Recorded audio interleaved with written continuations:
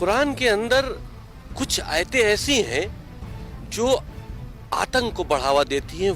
तो अल्लाह के मैसेज दो तरह के नहीं हो सकते। Islam prescribes violence and intolerance. If you read what's said about America, so in Muslim countries, it's a cartoon.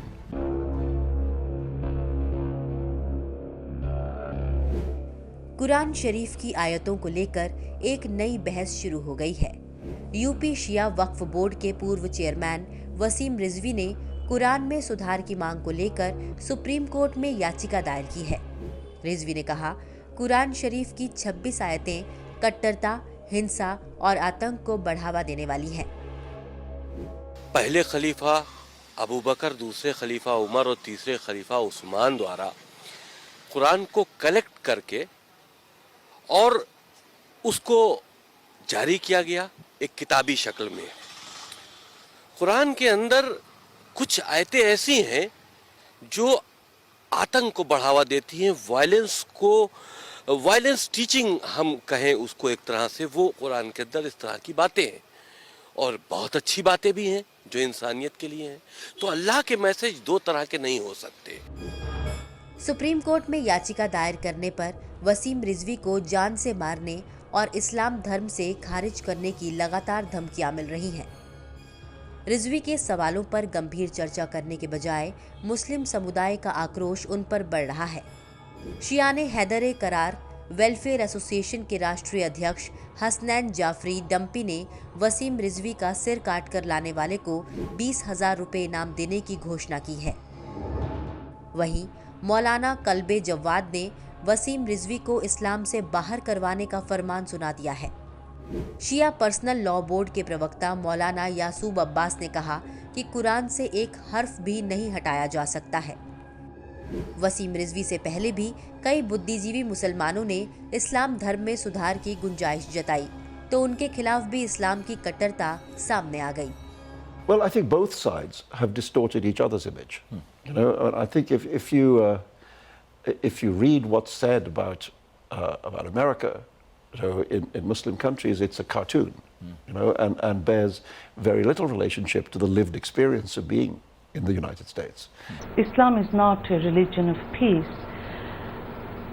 There are numerous verses in the Quran that ask Muslims to kill non-believers and non-Muslims. Islam prescribes violence and intolerance. इस्लाम में कट्टरता का आलम यह है कि मोहम्मद साहब पर दिए कमलेश तिवारी के एक सामान्य बयान को लेकर उनकी नृशंस हत्या कर दी गई।